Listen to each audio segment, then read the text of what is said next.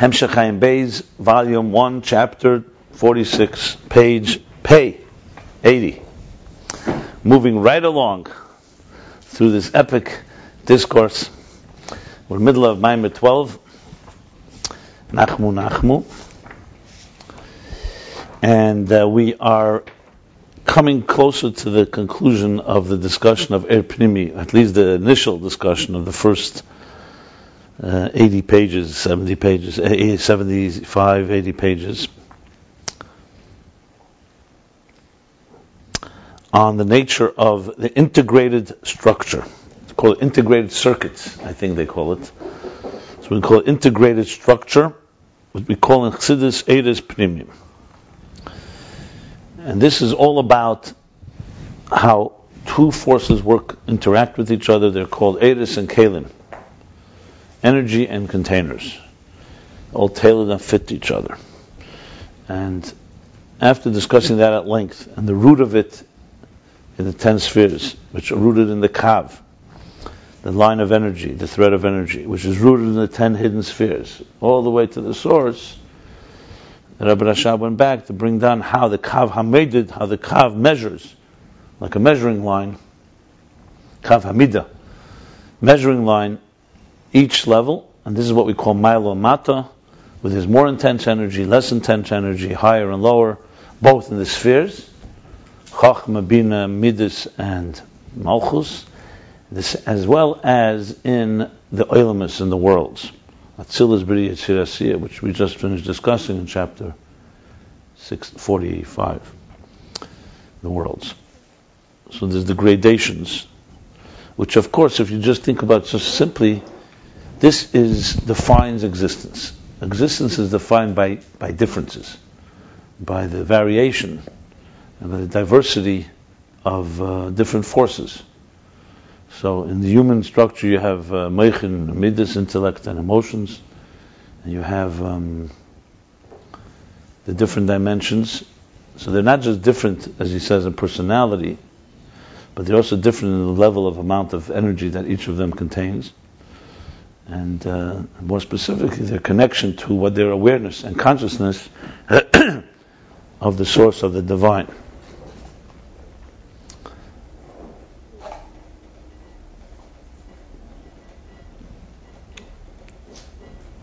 Someone had asked me a question in the beginning of the Hemshech, what is the proof that the keches are keches premium?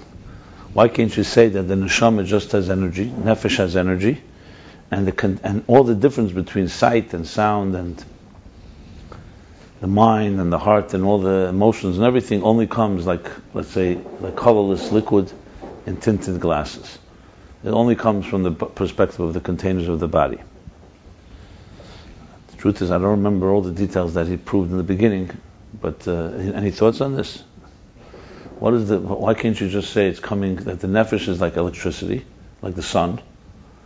Electricity runs into a light bulb, or into a refrigerator, is only distinguishable because of the container is different, so it's a different appliance, so that's why it functions differently. What's the proof that the nefesh itself has air, that there's shi'ur in the air itself, so to speak? There's also shape in the keches. Do you remember? Yeah, I saw a reminder from that, or with the. It basically explains that the keches seichel has to have the nefesh has to have a maskelis. Nefesh also has to be a maskelis before, because why they become seichel and not something else. That's the way. So why can't you say it became seichel? Because the brain makes it seichel, the physical brain. I know that it says that. That's for sure. So I told the person to write it up, and then we'll debate it. In the beginning of the Hemshech, he makes it very, very clear, and I think he proves it also. Not from the nefesh, he proves it. No, before that, in the moshel, he also from the nefesh. Yeah. I mean, the simplest explanation is because you see, for example, there's intelligence that goes into writing, so there's also part of the seichel that goes into the hand, and it's not the seichel that we do when we conceive in the brain. But that really doesn't prove it. That just says that you could say each container takes energy in different ways. I mean, intuitively, for sure, it makes sense. It's not the same thing. When the sun shines, whether it's shining on a garden, the other on a garbage pile, or in a palace, yeah, clearly there's no difference in the sun. But the other raya was because if a nefesh behema goes into the guf of Adam, it wouldn't operate that way. There's clearly a raya that the nefesh Adam has these keiches before. One of the rayas. Yeah, that was one of the rayas, correct. But that raya needs some amunah too, because you can't prove that, because we don't see it. Can you prove it from human faculties, from the actual faculty? Intuitively, for sure, it's that way, because when a person after Me'av Esrim Shana, and the soul leaves, but the body, so to say the soul there's no power to see and no power, it's all the body. It doesn't make sense. It makes sense that there's something there's the power to see. I mean, you could say like this, look, in the brain, we know today you could have a container that's completely intact, an eye that's intact, and still, if a stroke, God forbid, or something else affects a part of the brain, that won't set the keyachariya to the eye. So the container could be intact, and even though it's alive, the eye is alive. Yeah, but the neurons that transmit to the... Right, the neurons are so seemingly the neurons means there's a distinction between the neurons and the container. The transmit from the container to the seichel are blocked. So that's right, exactly. So that's still... So you could say it's not the container of the eye, it's the container of the neurons. It's just moving the same question over them. Okay, I just wanted to throw it out there. And discuss it, fine. So but it's the same discussion after Me'av Esrim. What happens to the neshama? Is it still 10 keiches, or is it just something that's? Yeah, but no. But what the question is the proof of it? So how do we know? Can we know from the way faculties work? What would be a proof if you were able to see the keiches in the nefesh? The proof would be if the containers reverse. For example, keich hashmi, he made it clear, does not go into the eye. Okay, but that's because not just because the container is different, but because the energy is different. Every energy fits the container. As I said, intuitive for sure, it makes sense that way because the way the faculties function, that's where the proof would be. The way they function, they don't function like a makif is inside of them. Like I said before, if the sun shines or electricity goes into different appliances, there's a certain detachment there. In a human body, the connection between the life force and the body is so connected that it just makes sense that there is a type of like a tailored an air and a keli that fit each other. But it only manifests itself when it comes into the body. Out of the body, it's totally potential. It's only a Correct. You have any thoughts on this? Okay. Chapter 46. So he just finished discussing the difference in Atzilus, Bri, Yitzira. Asiya, briefly, Atzilus, that's where Chochmah radiates. So Atzilus is a Lakus itself. It's the image of Midiyukna Malka. You see the king. In Bri, it's only a engraving in the seal, the Chesem.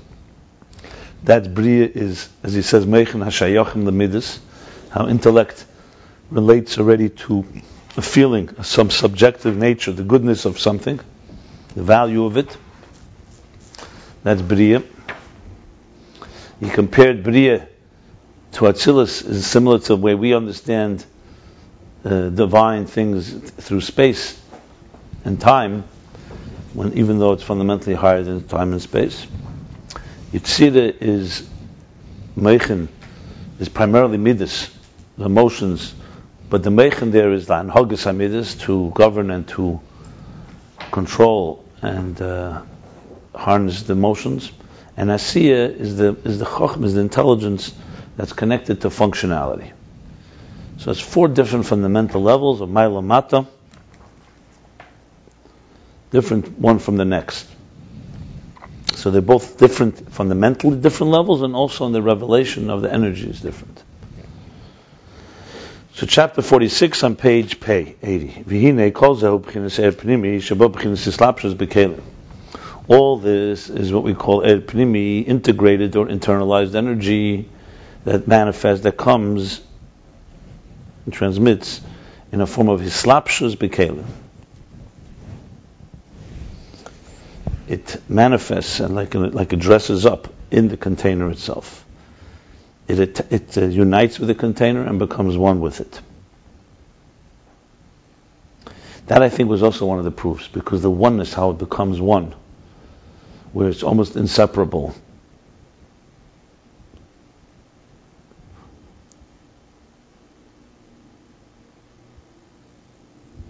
Okay. The b'shashay u'mekedei be'edin sof shlifnei tzimtzum ma'shashiras edin se'barach u'lahayir b'bchinas midah v'gvul. Because it's in its root and in its source in the infinite light before the tzimtzum. This is what the infinite divine light envisioned or measured, atzmo, envisioned and measured within himself, to radiate in a form of measure and parameters and finite parameters. And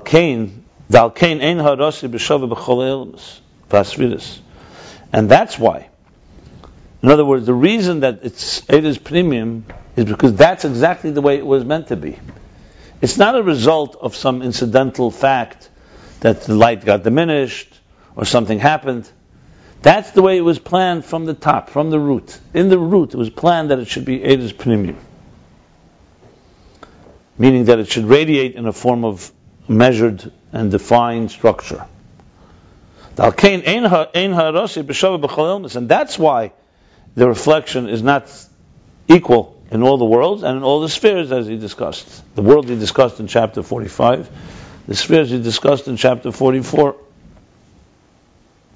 43.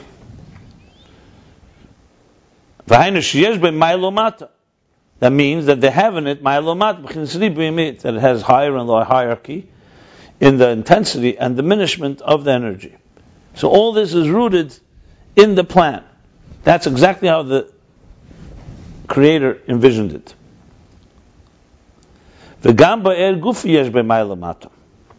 And also within the energy itself there is a hierarchy of higher and lower. These are the 10 spheres in the energy. He's just emphasizing this is not just from the container level. In other words, God envisioned the structure, but that's the containers. He said, no, even in the energy, also in the energy you have Ma'ila Mata. Remember that he says, not like the Pardis. The Esespheres Agnusis is the Sheirish HaEris, not just the Sheirish HaKelim. According to the Pardis, he says, Eir doesn't have a Sheirish, because it's all one. According to, he's explaining here, that Eir does have a Sheirish. So even the Eiris, so we say God envisioned, he didn't just envision that the container should be structured, but he also envisioned it, and also the Eir has Ma'ila Mata. That's the 10 spheres in the Eir, that the Eir too has Eir HaChochma, Eir HaBina, and so on.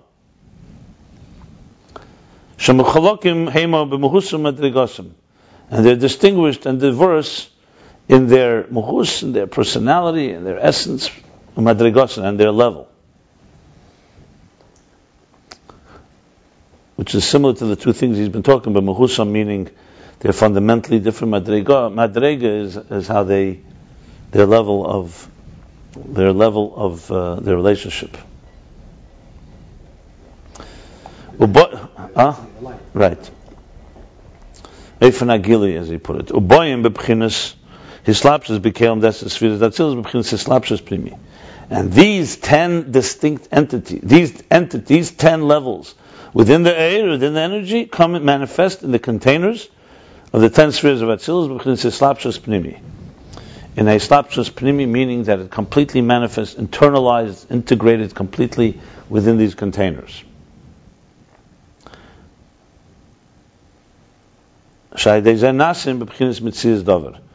by so doing, meaning by manifesting the containers, that's where they become a substance, something of substance, a level of substance. As we discussed all this earlier, it's a summary of literally all I would say almost 45 chapters here.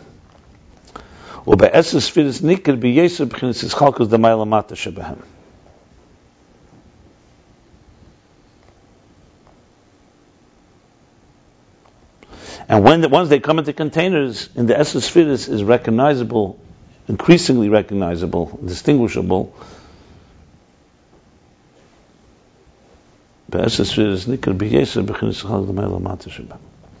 What's the bebchinas? Why doesn't it say bechinas is chalkus l'mayla mata shebem? It should have said be'esas spheres nikar b'yeser. Bechinas is chalkus l'mayla mata shebem. Or be'esas spheres nikar b'yeser, and the 10 spheres it's increasingly recognizable. Maybe it's like a comma. First of all, it's recognizable. The metzias. And therefore, b'chinas is chalkus l'mayla mata. And there was distinction between their hierarchy, higher and lower. Ayin Beis. Look at what he said, discussed earlier, chapter 32, which was what? Chapter 32. Let me see. Oh, that the main place where you recognize the spheres is once they come to the containers. That's what he says in Perek Lamed Beis.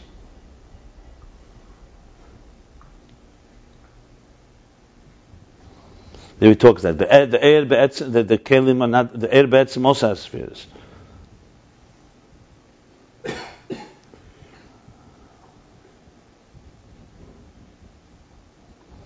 But it manifests once it comes into the containers. Okay. Yeah. Yeah.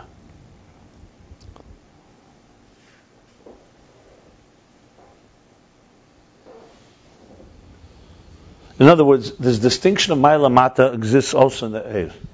But where does it become really obvious? When you see it once it's in the containers. Okay. And all this is because it's rooted that way in the Sheresh and Esesvir Segdusis. This is all pnimi. Omnom, now comes something he hasn't discussed since chapter 2. Chapter 2 began, just to show you the flow here. He says, when you do it, the rotzen b'chinas makif. That's chapter 2. The bezem chol keich rotzen b'kol keich shekulam b'im b'chinas pnimi b'chinas b'kli b'keich haseichel.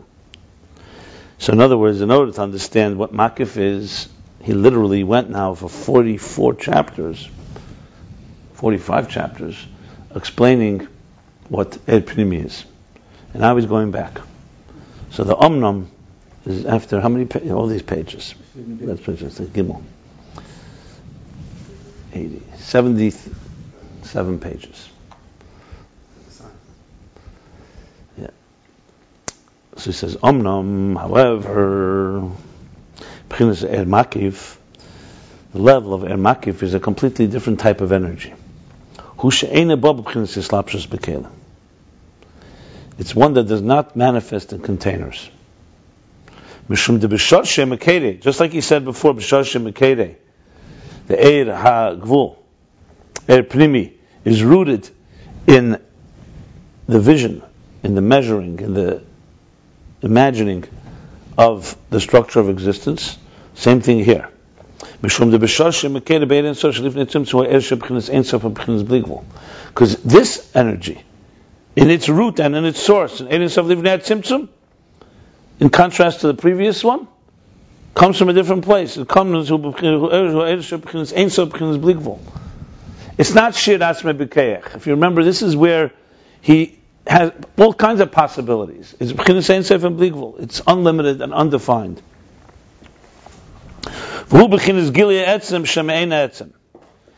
that gili, in its root, is a gili etzem, is revealing the essence, sheme'ein etzem, that's similar to the essence. And just like the essence doesn't have limits, the essence has all kinds of possibilities.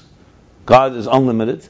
So that air is like unbridled energy. In other words, without an additional rotzen, as she asked me, that the artist wants to create something specific, there's natural flow, if you can call it natural. There's no natural lamaila, but so to speak, what is more conducive, so to speak, what is more natural to Eid Ein Sof is Ein Sof and Bligvul, not limit.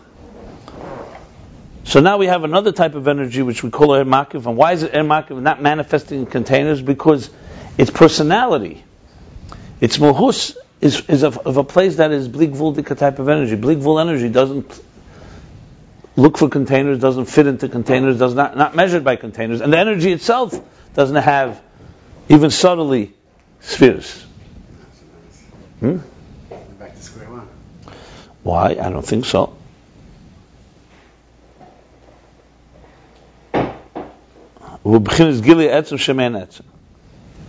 Okay.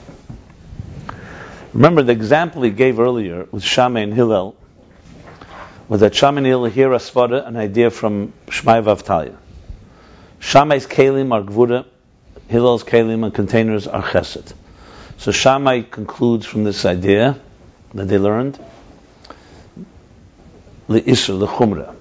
He's more stringent, strict. Hillel, the same concept, takes away that's more lenient. The Rebbe Rashab makes it very clear and proves, this he does prove, that this leniency and strictness is not just beside the containers of Shammai and Hillel, it's also the energy. Meaning the idea itself contains chesed and gvura, but it's very subtle there. And the proof of it is, one of the proofs of it is because Shammai and Hillel, sometimes they reverse roles. When they return to the teacher, as he puts it, for example, he can go back and take from the same idea and now conclude a different conclusion. So if it was only the containers that determined it, then that would be impossible. But because the idea itself contains a possibility for chesed or gvura, so the same person who has a container for gvura can go back, and now he can suddenly recognize chesed in the same idea. So if it was purely from the container, it would not be possible. But you can say that if you consider that or it could be called pshuta, and if it's pshuta, containers decide to take it and show whatever it wants. Why does that prove? Because a container cannot be changed. A blue container cannot become red. Fine. So Hillel has a blue one, and Shammai. So if it's only from the containers, how could he suddenly take from the same idea, which is energy, and come to a different type of conclusion? Oh, from a different type of conclusion. From the same original idea. Oh, I see. Yeah. Another halacha. In other words, how could a bulb be refrigerated? Correct. So this is a good proof. If you could find in the Keiches HaNefesh a similar example, we would have a proof. If you could find a Keiches like that, in other words, if you could show, if you could show that you could sometimes hear what you see, that would be a raya, synesthesia that he brought. So Matan Torah, that would be a proof. That was one of the proofs. Yes, it is, you're correct. That was one of the But you see, that's a proof from something that's like the opposite of that you would think. If you could have a situation where suddenly your ears can see, it would be very clear that the energy also has that element. Even though you could argue, if you really want to be adamant, you could say maybe the container has both qualities, and most of the time it dominates this. But as he puts it, containers are defined. It's true. A red container is a red container. You could argue the ear also has an ability to see at times. It's pushing it. But anyway, bottom line is, what do I want to say? So therefore, the energy itself has in it subtly the potential this way or that way, the disposition or the identity, and then in containers it becomes full blown and manifest. So there, that's Eir HaGvul. When it comes to Eir makif, its root. When you go down through the root, you're not going to find in it any distinct energy. That's why it never manifests in containers in the first place. That's the point here. So in the Sharshei Eiris, the root of the Eir makif, it's rooted in something that does not have any parameters at all. It has to have a his helm at least, because when Mashiach comes, it says that the Ayin makif will become like you'll be able to see it. You're bringing other places. Here he's not saying that. It didn't say this at all. In the opposite, he said the opposite here. So you bring a contradiction between here and another place. Here it says the opposite. Here he says clearly that it doesn't have it. You want to say there's Iskalus and ultimately they're a Gvul. Yeah, of course they recognize each other. And there will be a meeting at some point, but he doesn't say that here. I'm just, at some point, yes, they will meet. The two will meet because ultimately there's one Eibishter. And both of them. You have examples. There's three places. There's by him. Like by Nola. No, right. There's a few places with Paskin. Not necessarily right. Where's he Mekel? I don't know offhand. You know. Because that was the point of this. It's B'Shleisha Dvarim. There's three places he was Mekel. Shammai.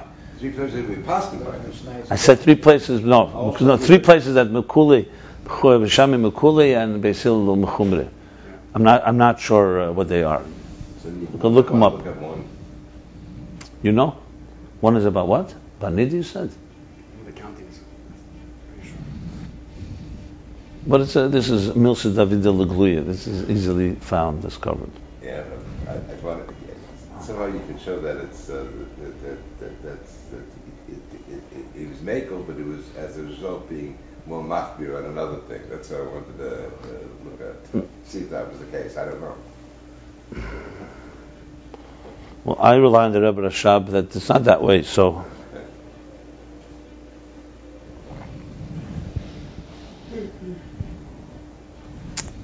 remember, Lifnei Tzimtzum, even the Eira Gvul, the says are completely part of the Eira Bligvul. And he said before, shi'ur atzmo, the Eira Bligvul was shi'ur, envisioned the Eira Gvul.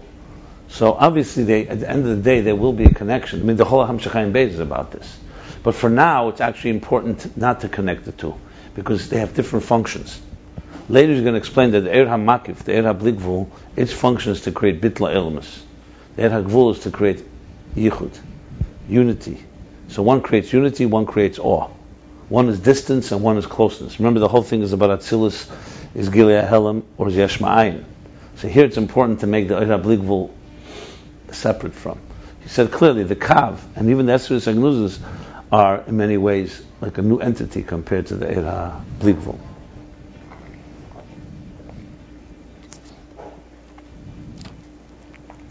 Which I should probably elaborate a little on before we continue. In other words, this whole discussion of, if you recall, when he began the question whether Atzilus, sometimes we say Atzilus is an emanation, only revealing the Keich HaKomus, the power that is the potential power that is concealed, and sometimes we say Chochma Ma'ayin Timotza, that even Chochma Atzilus is Ma'ayin, is like Yesh Ma'ayin. So the initial answer was that the energies of Atzilus are revealing the source, the divine. The containers is what are new, a new entity, defined entity. But then he said that we find that when you say Chochma Ma'ayin Timotza, it also means the energy of Chochma, not just the container. So even the energy of Chochmah is Ayin. So there goes the whole explanation, because also the energies have within them some form of structure. And compared to their source, they may be Gilei Helam, but compared to the Eira Bligvul, which has many possibilities, that's where it's Yesh Ma'ayin. So bottom line is, we need to have in the interface that Ayin Beis is focused on, 2 elements. One, we have to appreciate the divine as being apart from us. We're not God. And the second thing we need to have is an intimate connection with God, that God is us. So based on Yichud, unity, that's where Atzilus connects. Even the energy connects all the way to the envisioning of God, that He wants to have a structure. So even the energy, even divine energy relates to the structure. But there's an element of distance, and that distance is compared to the Eira Bligvul, where it could have been many other possibilities. And it does not manifest in containers. That's the second level. Egg laid on Yom Tov, basically not Yom Tov. There we go. Yeah, an egg that is laid on Yom Tov. Then we passed it by the Shama. It's Mekel. We're talking about Mekel. We're not talking Paskin now. We're talking about Kula, lenient. And so what does Beis Shammai say? That you're allowed to eat it. Yeah. And Basil says you're not allowed to. Okay. But we don't pass by. We pass by. Doesn't matter. But we're not looking for that. We're looking for. But it's no. We pass by Hillel. In that case, I'm not sure. Then there's another one. Isra Chametz, only a kesevis, which is larger than a kezayis. And Beis Shammai says that the kesevis, and Basil holds say the kezayis. It's smaller. Okay, so Beis Shammai is more mekel, meaning you need more. The Isra is not such a small item, something larger. That's good. So the kesevis, and the other one is Yachba B'Deker V'Chasa. When you get to the if you shechet chaya v'yemte, shechet chaya ta'if v'yemte, okay, it's about the shechita when you shecht an animal, a bird, a chicken. just like the other anyway. Okay. There are discussions at length why Shpeshame in those cases is Mekel. But the fact is he is.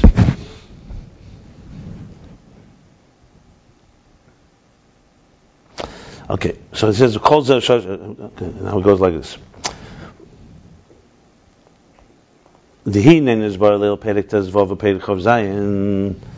Now, because now, we discussed earlier in chapter 16 and chapter 27, the Sharshe Ha'eris Hem Gam Kim Yichadim Ba'etzem. That the Sharshe Ha'eris, the root of the energies, meaning even the Eir HaGvul, or not even the Sharshe Ha'eris, the root of the distinct energies, are also united in the essence. That is the meaning of Shmi HaMiyuchad Bi, my name that is united with me. V'hein min hakonof, and this is the level. They are min hakonof, made from the same material of the edge of the talus. If you remember, he spoke about the 10 hidden spheres, that they are min hakonof, meaning the tzitzis is already pnimi. It's not the makif. You know, a talus surrounds you. A talus is a one garment that just surrounds the body. Tzitzis are 8 particular strands, or 32, 8 times 4, 32 the Sivis Chochmah. In the root, this is the 10 hidden spheres. They're tzitzis. So the tzitzis have to be separate from, meaning separate from the actual garment, from the makif, but attached to it and made from the same material, min konof. That's what he's referring to here. That is back in those chapters 16 and 27. Mukol Mokim, so it's like not a question, but he's a qualifying. So the Sheirush Ha'eris are also united with the essence, just like the Sheirush of the Eir Makif. Mukol Mokim Ha'eir Hazeh Hu Mashashir Ayin Sof Laheres Ha'elmis. Nevertheless, this energy is what Mashashir, what he envisions. Shir measures and envisions the infinite light to radiate in the worlds. And that is the meaning that the air has in it, the energy has in the 10 spheres, because the general air and energy is to radiate in the worlds. So he's making the following distinction here. The air pnimi, as we said, is rooted all the way in the 10 hidden spheres. The 10 hidden spheres themselves are united before the tzimtzum with the Eir HaBligvul. Nevertheless, if you define it, what is it? It's a specific rotzen. God desired something. He wants to have a structured world. So remember, the artist, it's all united in the artist's mind, but the artist now has already emerged a particular vision of a structure. So though, if that vision is like min konof, meaning it's part of the rest of the artist's possibilities, but the bottom line is there's something now that has been defined, and that definition is what gives the spheres their personality, their identity, and therefore there are 10 spheres inside the energy itself, which will emerge and become nikkud, recognizable later in the containers. But the artist has already determined, even before there's containers, if you remember, the artist is just thinking about an image. He doesn't yet even have a paintbrush or an easel or a canvas. He hasn't begun anything. But in his mind he's envisioned a particular image. So in the source already you have now the beginnings of the 10 spheres. Even though without the paintbrush and without actually doing anything, it won't take on shape and form. As we learned earlier, there's 3 levels. After that you still need a tzimtzum, which will create distinct entities, and then you still need those entities to come into containers. Because on the kav level, it also remains relatively, he says, not pshitus mamish, but relatively shapeless. But the thing is, a process has begun, all the way in the root. And that is the process of the hoyeres ha'elmis. Now he's going to explain this. The lulei ha'elmis einam shayachim b'chinas ha'elu klal. Without this rotzen, without this connection and for the worlds, without the elements, you wouldn't. The inner sheikhim is not shaykh. It's not possible. All these levels at all. Why in the Ein Sof Abligvul? Why in the infinite possibilities that the divine has, in the quantum infinite possibilities? Why is there suddenly 10 spheres? It's only because there's a purpose in it. The purpose is to radiate, to create worlds and radiate in them.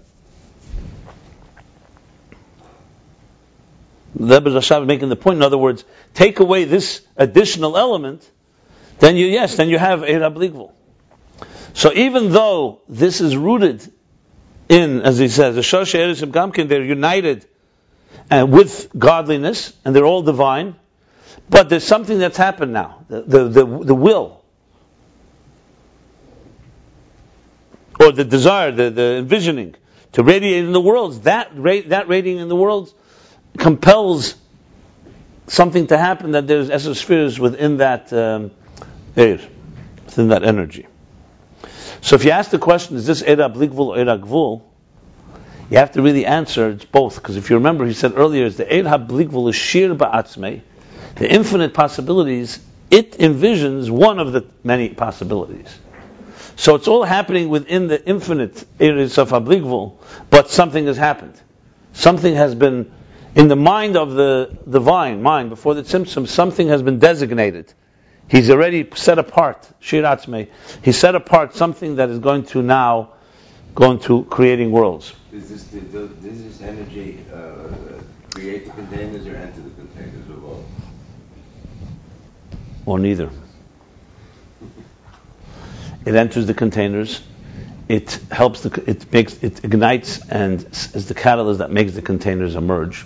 But containers ultimately are rooted not in the air, but everything goes through the air. Everything is carried through the air.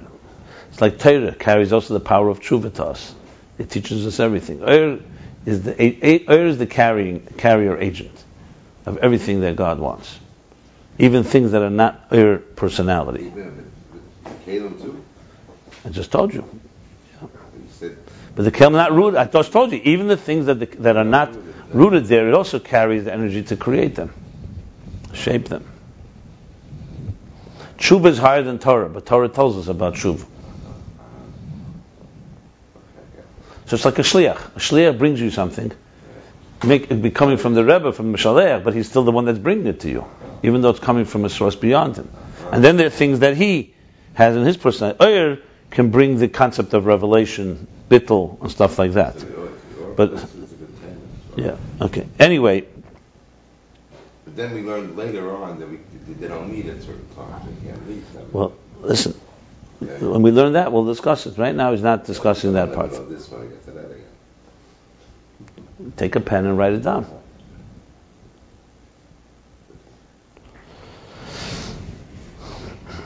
And now he's bringing a proof to what he just said from the Zayar, the same Zayar that he mentioned, if you remember, in chapter 44, he brought a Zayar Pasha Pinchas that said every sphere has Shem Yediyah, has identifiable name, has an identity. Umida, Ugvul, V'tchum. And he explained that Mida, Gvul, and Tchum, he explained with the three things. Mida is the actual quality of the sphere. Gvul is the intense, the Eifon Agili, the energy. And Tchum is what the container imposes. So now he's bringing the Zayar. That same Zayar says the following. It's exactly the same Zayar from chapter 44. What does it say there? The Ihu is Kare Chochem b'chol mini Chochmas. The Ihu, meaning God, you, are called Chochem, wise, b'chol mini Chochmas, with all types of wisdom. And the Rebbe Rashab says in the parentheses, v'cheshu sham kol esos. The same thing he says, hu mevin b'chol mini bina. I don't know exact lashon, but that's the teichen. And that the Zayar goes through all the spheres, that the Eibishter has all these qualities within him. But then here's the key. Elokedim de bara alma. Iskaruhu b'chol inyan dargan al shem brilliant to have a siddenly baris. So the reason we can call these names to him even before the world was created is not because he has them, it's because of what's going to happen. Al Shem Berian, the Havasin, on the name of the creatures that will be coming, future, emerging, created. I love Beri and the Alma, because if not for those Beri and the Alma, if they weren't been created, Amayis Kare Rachum. Just like he says, Chacham, Rachum. How could you call him? With what does you call him? And how do you call him Rachum? He's not defined by names. So clear Zayah. That says when you call God by the names, Chacham, Rachum, Chanun, all the different names, Chazan, whatever it may be, it is being called on because that's what later is emerging from him. We see in the world, that's what he does. Those are his functions. Who called him then? Who called him these names? The Torah. The Torah calls the Eibush to these names. So the Torah is referring, in other words, so where do these names apply to? This is a big question in Shaish Mitzvah Tefillah. The names of the Torah. We're not talking about us calling him. So what's referring to? Does God really have a name? Huh? That's not Hayush Me'Bavad is a higher level probably, but than this. But these names, no, Hayush Me'Bavad is usually not the Shiva and the Shemus. It's usually the Shema Etzem Havaya, and then there's Anech Elei Islam is Leibushumeis. Here he's talking. What he wants to demonstrate here is that there's that the Eir in the root before the Tzimtzum, there's the Eir HaGvul. The essence sefirot hagnuzos exists, but not. It's not a contradiction to the fact that they're part of the bligvul there, because they're not existing because they are an identity. It's because the Eretz of bligvul is envisioning what's coming later. Remember, this is not in time. It means when we call God by names, it's because it's based on the worlds that God is creating. That are emerging from God, but not because God on His own has these names. You can't define God by names. But because we see He created a universe, and the universe has we see different functions in this universe, like the fi maisi nikra b'shem, the medrash. Shani nikra b'fi maisi, what's it called? Shani nikra b'shem lefi maisi. That when God is fighting a war, it's tzvokis. When He's kael, is chesed. When He's doing this, galakim is din. Rachamim is Havaya. It says Elam Kisei Adin Lekisei Rachamim. The bottom line is, this is not just discussed here, this is in many places in Chassidus, but the name, what are they referring to? They don't refer to the essence. The essence is as God is in His own. Remember, let's eliminate time here. We're talking now, but God, this God who's on His own, is envisioning now a world. That without Lula Elamis, Ein Sheach B'chinas Elu Klal. And the Zohar says it literally. That even though we call him all these names, we're not calling them because of him, we're calling them based on what he's going to create. And that, so, because it said, the ilav beri in the alma, amayik skaradach. Literally, you can interpret that meaning that if without creatures, why would we call him anything? There's no one to call. So it's talking more of the human beings. But he's saying even deeper, there's no, he doesn't have any identity to be called. No, you could say the Zohar is basically, if there was only one person on this earth, there'd be no reason for a name. I'm not talking about now God. I'm just talking about human beings. One person on earth, there's no reason for a name, because who's there to call him? But here he's not just saying that. Here he's saying also qualitatively, God is beyond names.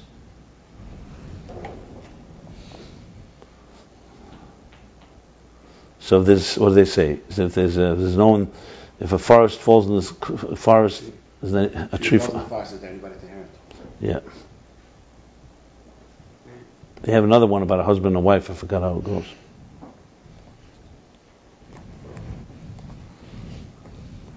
V'hainu shekol es sefirot hen l'tzedek elemes. V'hainu, and that means that all the 10 spheres are l'tzedek elemes. That's an important line. In other words, there's no reason for 10 spheres without existence. Bottom line, what do you need it for? What's the point?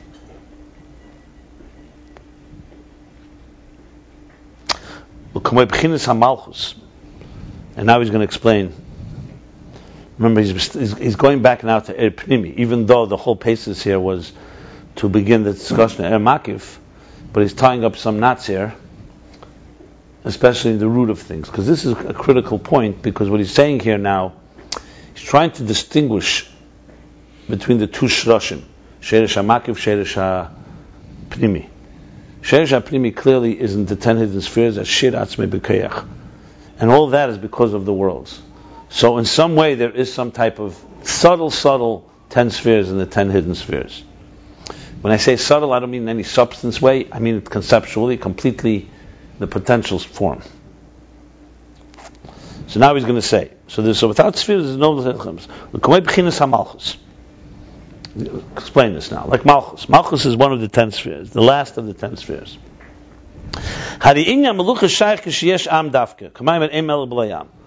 Kingship, leadership, is possible only when there's a nation. Like the Maimer, like it says, Ein Melech B'layam. There's no king without a nation.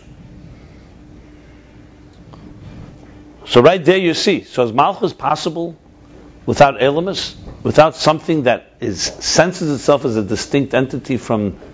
Can you say, for example, God is a Melech over Ein Sof Lifnei Tzimtzum? It doesn't make any sense. Melech over what? Not like being a Melech over yourself. Now, V'sibas Harotzen D'Isavas Elamus.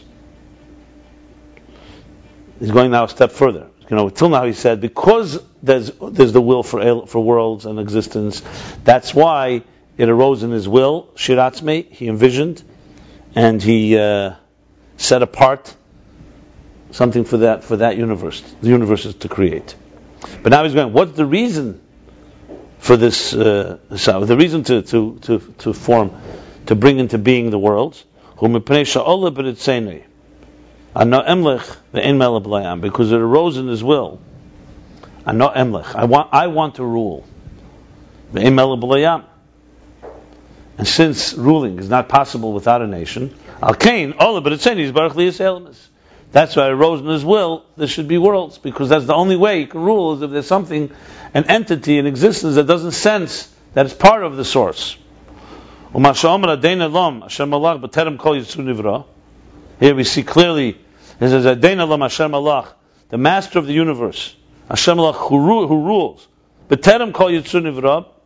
before anything was shaped and created, before the creation was shaped. So you see Melech before creation. That's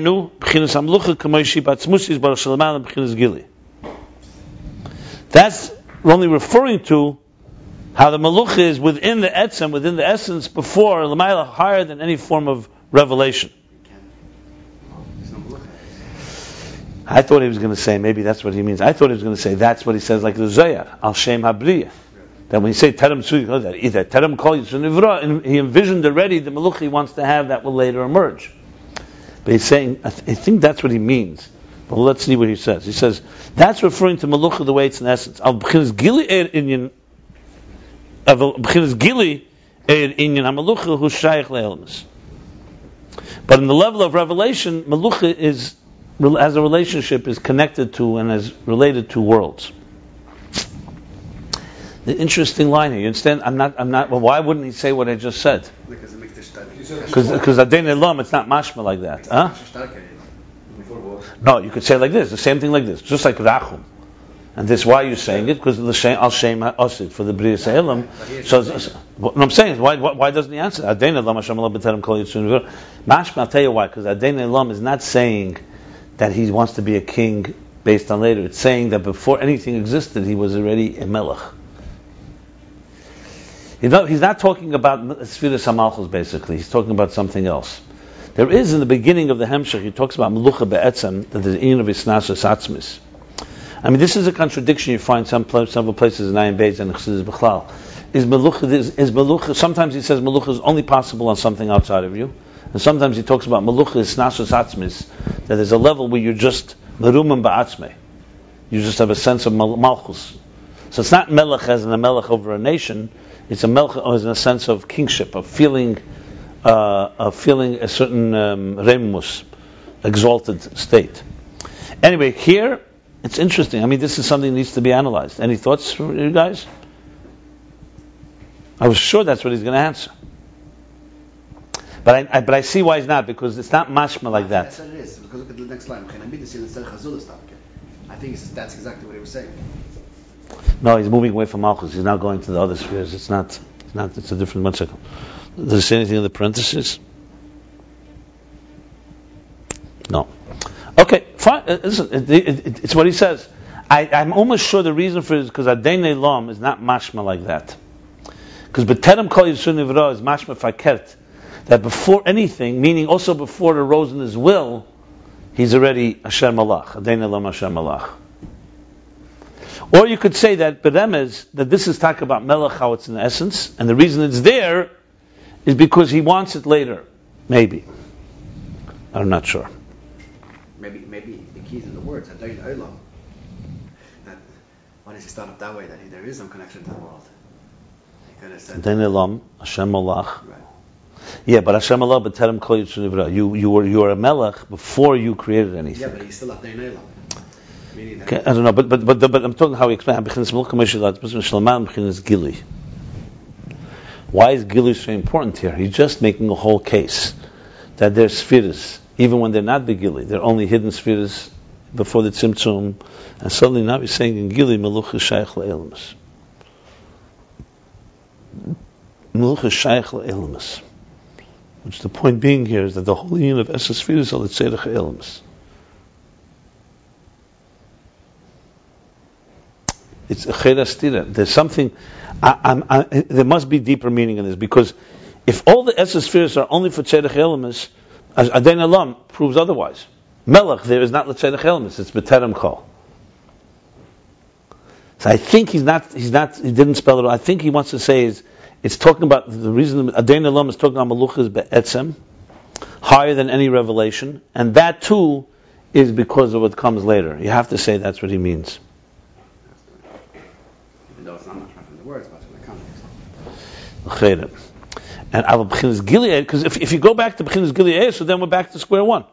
So what do you mean by saying that the spheres are only for the worlds?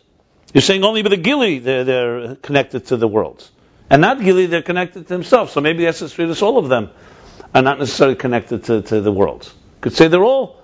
If Malchus, which is the lowest one, can be B'terem Kol, so Chachma, Bina, and so on, for sure could be.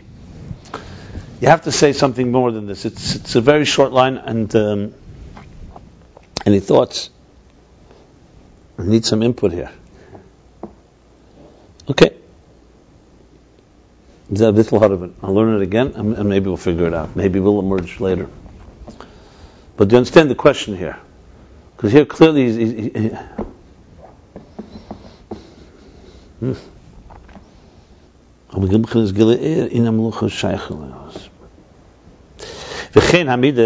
same thing with midas. This is a higher level. The emotions in the tzedach hazul is dafka are specifically for the need of another. Like we know the difference between intellect and emotions and feelings.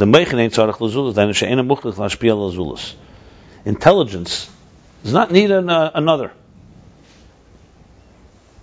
It doesn't have to be mashpia. Intelligence does not need to transmit to another. You could sit on your own and conceive and think and contemplate ideas. Even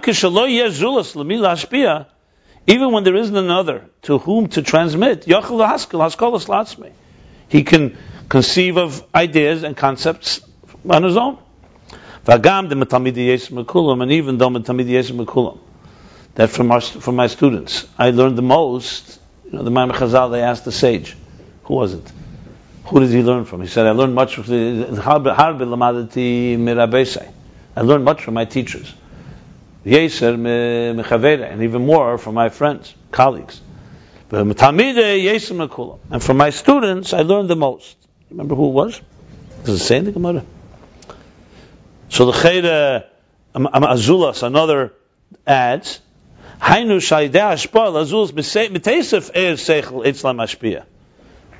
doesn't mean that he needs them. It means that through students there'll be an intensity, there'll be an additional metesif, will add more energy of intelligence to the mashpia, to the transmitter, the teacher. And especially through the questions of the students, and so on. Like it says elsewhere. That's Er Chezer, coming back to him. But the actual revelation of Seichel, the aid of Seichel, energy and the light of intelligence, in a direct light, Er Yosher meaning straight, meaning straight from teacher to student, Yachli is gam b'loi zulas, or not from teacher to student. The transmission of intellectual energy per se could be even without another. We see that practically. You don't must have a student to conceive and understand ideas. The student will add to you. It will come back like the moon. It's going even further. And if you want to come to a new deep conception, or hasaga chadasha, or a new understanding, adrab, on the contrary, another will be mavalbal, will confuse you, will confuse. So when a person is studying, and a student comes and wants to test it, he has to explain it to the student, that's going to confuse him. We're talking about as the energy flows. So you see that Azul, not only does he not need another can actually disturb him. And also when a person has to weigh in his mind to mediate, and to determine between two arguments, between two theories, or two ideas, two, arguments. He has to settle, but also Lisyashiv means he needs to concentrate, he needs to focus on it. But it literally means Lisyashiv, to settle, means to say, to determine. He needs that type of peace of mind between him and himself. Dafka, specifically. Liskasha le'inyan, to connect to the idea, ulahakir, and to recognize, ulaharigish, and to sense, amitis asforas, the truth of each of these theories or ideas or arguments, ulachriya b'neim, and to reconcile or to mediate between them. According to the, he's such a specific lashon here, the recognition and the sense and the sensation in the truth of it. That requires a focus that you can't have other people disturbing. To all this that you just spelled out, another person is going to confuse and disturb. And only when he's between him and himself, meaning alone, he's able to come to the truth of the idea. It's that type of, what's the word for it? When you need to isolate yourself, to really focus and concentrate, you can't have anything going on. Complete, total concentration, total absorption. Right. All this is nadichas to explain how mechin is not like midas. That midas need another. Meaning that the sefirot need something outside of them. The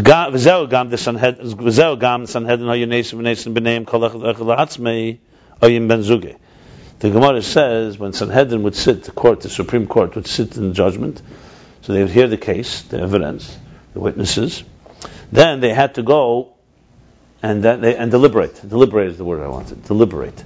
So Nesim v'Nesim b'neim, they had to deliberate, and there were two ways. They deliberated by themselves, and they also deliberated with partners. Like two people would sit up all night, whatever, they would deliberate. The Gemara explains how that. So kolach lechela atzmei, Nesim v'Nesim b'neim, they would. Nesim v'Nesim means masamat, means like a discussion, dialogue, debate even, but deliberating with everyone on his own, or with his partner. Like it says elsewhere. So we see here that Azulas, even though the Ben Zuge is Azulas, but that's not so. That's only because, but over themselves it says.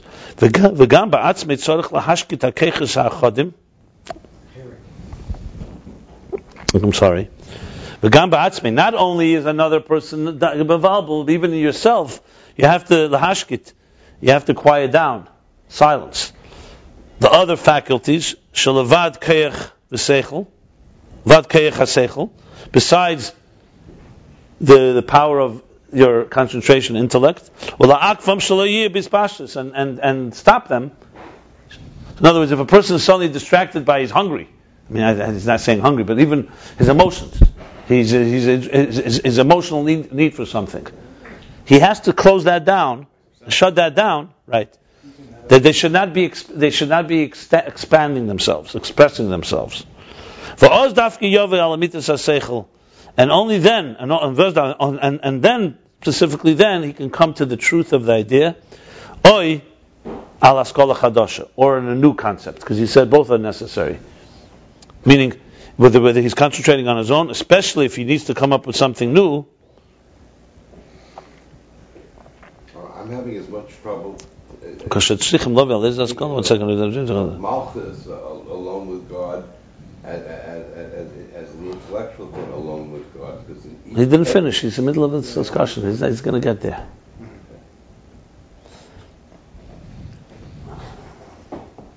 וגם מספשטוס הכיחש של לבד כיחסך מבלבל לשכל.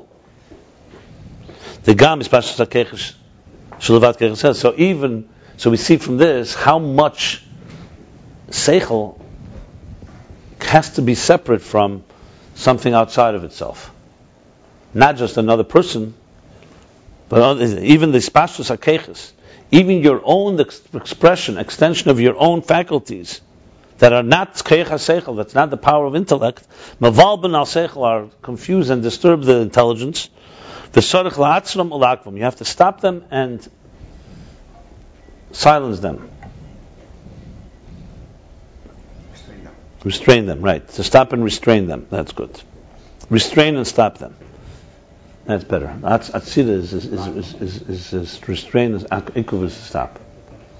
Atzara in Hebrew is also stop. Yeah. Another thing when it comes to seichel. In order to come to a new concept, a new idea, you have to have halos kli sichli. You have to actually remove yourself from the things that you're involved in and climb, so to speak, higher. Go back, go higher. Halos kli sichli means elevating the container of your seichel. It means, in other words, it's almost like not going out of the box, but going back in, going higher. Be quiet. Be quiet for a short, for 1 hour. That means for a moment in time. Behedris pashtus. I don't remember the context, but it means ishtemim. Ishtemim is a lashon.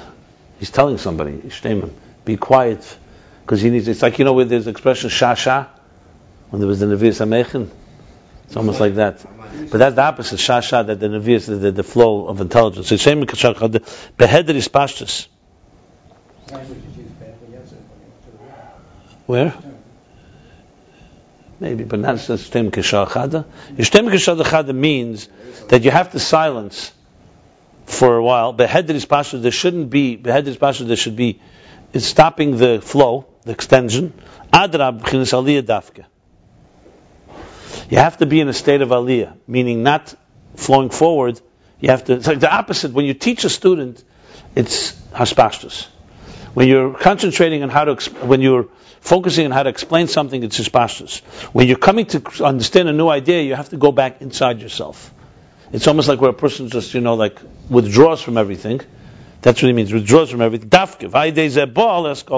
And that's what will bring him to a new concept. He's going higher within his own intellect. Correct. The teva meichin the godless liyas b'bchinas havdalah. And the nature of mature mind, of a powerful mind, is to be separate. Ve'ein ze'in hagba. We're not talking now pompousness, hagba, like you feel pride. The gam mishu anav be'etzem, even someone who's a fundamentally humble person.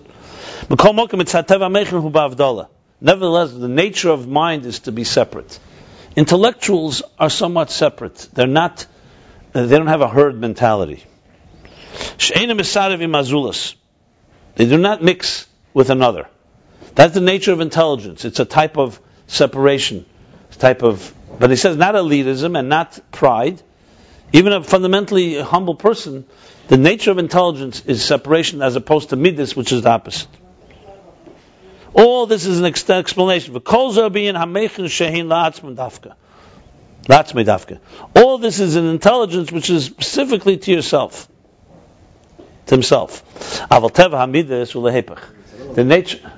In the beginning, he tried saying that the old sefirot is not really necessary. Well, you're going to see. He's going to conclude that Meichen too. He's going there. He's going to answer this. But right now, he wants to deal with midas. He's making a case now. The midas. Aval teva hamidas. The nature of midas feelings is ulehepach. Is the opposite. Shein zakel azulas. They're only to another. U'kamoy hachesed v'arachmim. Like love and compassion or empathy. Not possible to love, to have like type of a kind of kindness and compassion on yourself. Kim alazulas, but rather on another.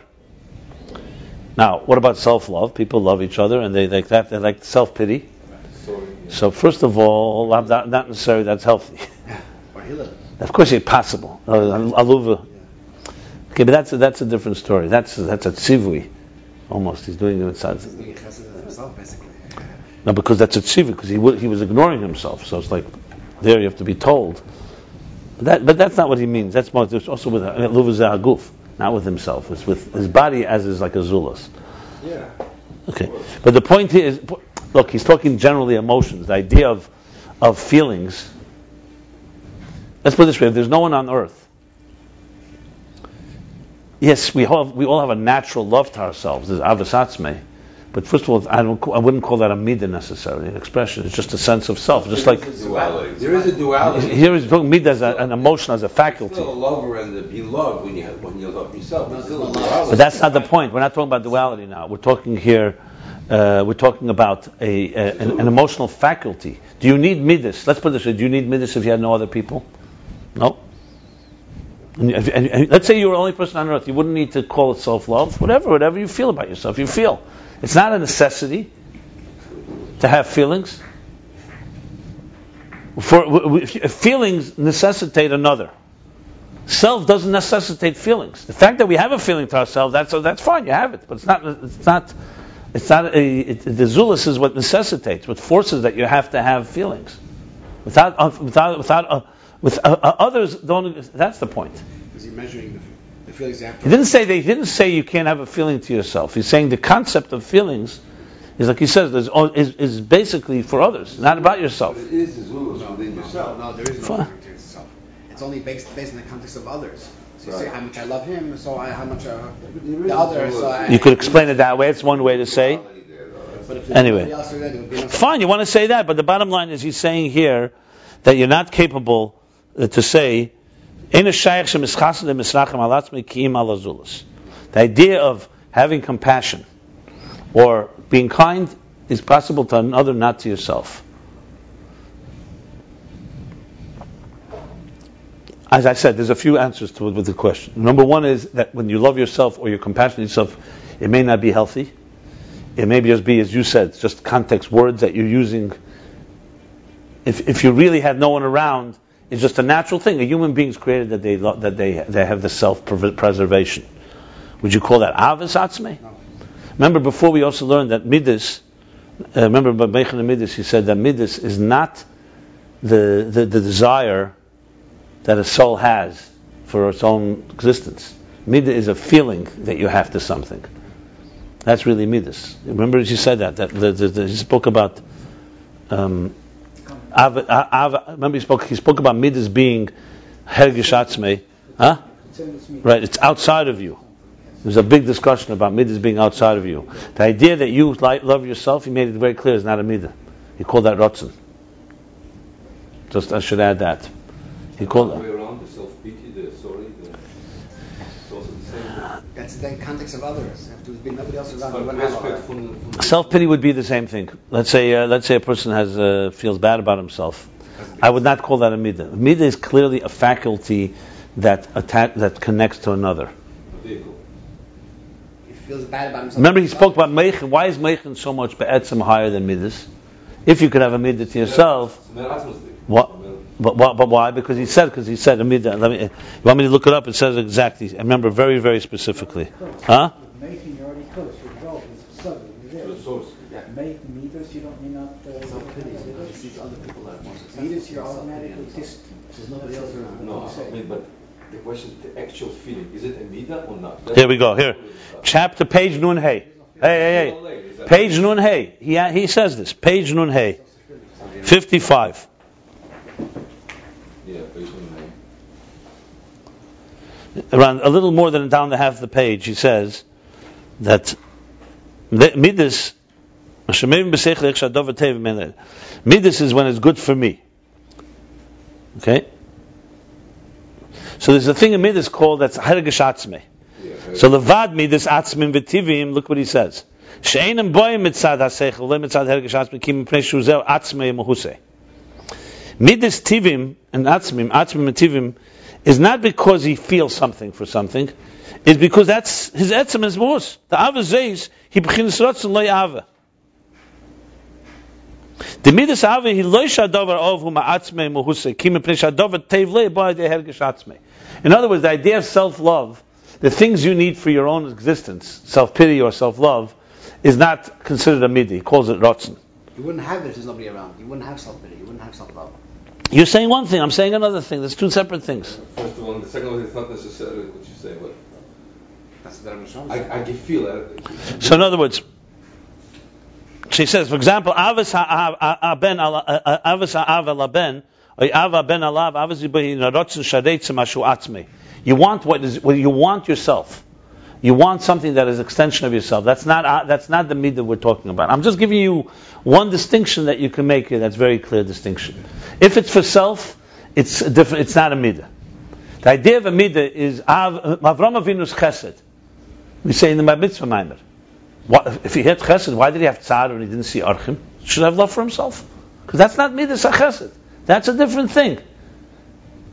You need orchim for chesed. To give, you need to give somebody else. Giving yourself does not fulfill the function of what real midas are. That's the bottom line. So that's what we are saying, that midah is a gefil. It's not necessarily describing midah. When you say self-love, it's not really what he calls midas tivim atzmim, is more of a rotzen. That you want, self-preservation is not the emotions of chesed, gvura, teferes, netzach, hey, you say. So what is a midah? Is it pnua? It's a movement?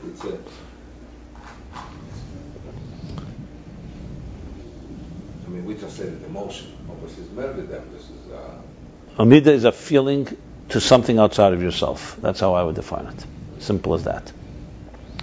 When you have tainug atzmi inside of you, pleasure from something, that's not a midah. A person, even seichel has tainug. That's not a midah. When you self-preservation, that you love yourself, it's not a midah. No, chesed. Remember, midas come after meichen. Midas is already. If you talk about nelakus, intelligence, meichen is God as He is in His own entity. Midas, He wants to do chesed to someone. That's really the point that He's making here. Emel b'layam, and now midas is the same thing. That's basically what He's saying here. And when you don't have another person to whom to transmit, the midah disappears as if it never existed. Becomes like dormant.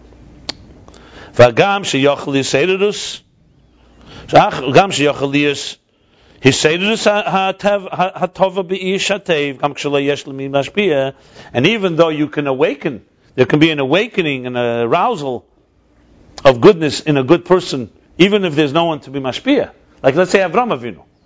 He went to the sitting by the tent. He right now has an arousal. First he has arousal, then he goes looks for someone to be mashpia to.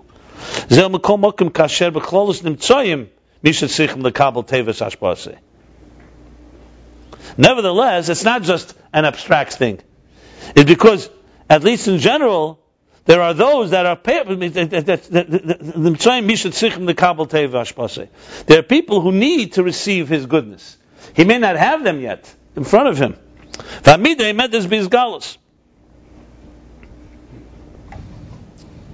One second, how is this read?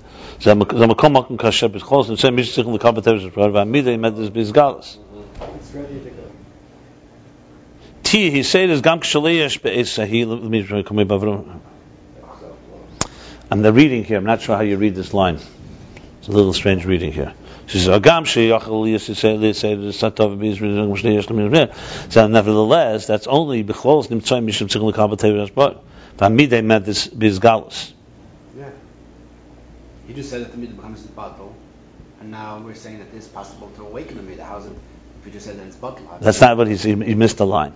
He said, even though you could have a this even if there's no one to transmit, he says, nevertheless, in general, it's because there exists people who need his goodness. Right. And how do you read Vamidem? What does Vamidem as Bizgalas add? So because since there are other people, that means the midah wasn't bottle.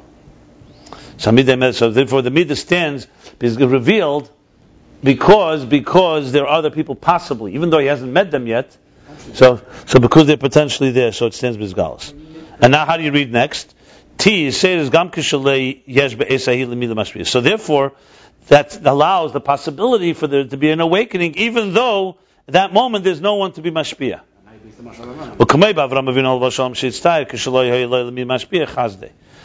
by Avraham Avinu that he had pain over the fact they didn't have who to transmit his kindness. If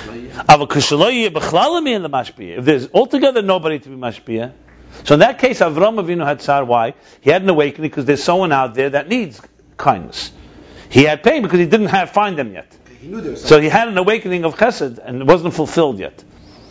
But if there's no one out there, because if there's no one at all who to transmit to, even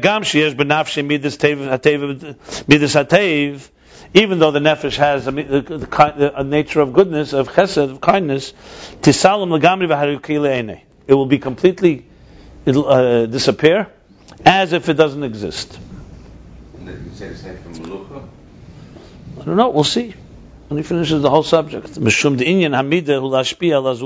Because an emotion is to be mashpia al azulis, is to transmit to another specifically. That's why he translates the midah clearly. And when there is no other, the midah gets his battle. Meichen, we said, is not at all that way, the exact opposite. And the awakening of a feeling is specifically when you're close to another. And he knows his issues. And he awakens compassion on him. And there will not be an awakening of a feeling to someone when you're separate from them, when you don't feel empathy to them. The opposite of seichel. Remember he said seichel is ba'avdala dafka. That intelligence is separate. You separate yourself. Amida is specifically because you connect yourself. And there will not be an emotion if you feel separate. Specifically when you're close. And the example of this lamaila, meaning Elikus in the divine, the emotions are specifically for the necessity, for the tzedek, for the need for the worlds, specifically. Like you said before, the essence sfiris, l'tzedek helemis. Remember your compassion and your kindness, because they are forever. What does that mean? Elam Hema is teaching not that they're forever. Remember your kindness and compassion, and kindness, because they are connected to the world specifically. Parentheses. Kitzur rather. Here's the kitzur. Amnam kolzel b'chinas pnimi. However, all the above is the level of integrated energy. Shehu lehoyer ala elemis. That's to radiate in the worlds. V'lula ha'elemis einav sheyachim klal. And without the worlds, all these levels of the spheres are not. There's no need for them. They're not. There's no sheyachim lezeh. They're not possible even. Like Malchus is to reign, to rule over a nation. And Midas is for the need of others. Is the tzedek hazulis are there for the need of someone else. In intelligence, you could have their revelation only to yourself. And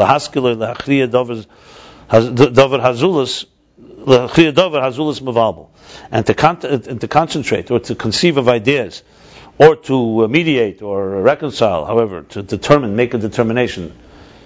Another will actually confuse, mevalbul, disturbs, confuses. and mature and powerful mind is separate. Midas is galusim v'seidusim dafke kashiazulas, and midas, on the other hand, their revelation and their awakening is specifically when there's another who bekiruv love, and he feels close to him. So basically, obviously the subject is not over. He's going to continue this in the next chapter or two. Yeah. And he's going to explain that there's also a meichin that's also for the world. Clearly, that's what he's going to conclude. So the Esses Sefirot, so far he's dealt with Malchus and Midas, the lower levels. That both of them are completely there only for illness. Without something outside of them, they don't exist. We left with what Malchus means be'etzem, we have to figure out. But now, of course, the question remains, what about meichin? Basically, just made a whole case, how meichin is for yourself. So how does that fit to what he said, that the Esses Sefirot are only for the worlds? And that we'll discuss in the next chapter. So I would say there's a distinction between Malchus and Midas, a big distinction, because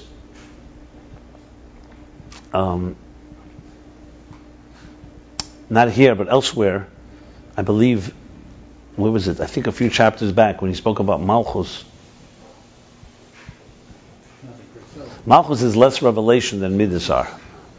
Midas, at the end of the day, there's a revelation, there's a feeling. Melech is purely ruling over another, governing another.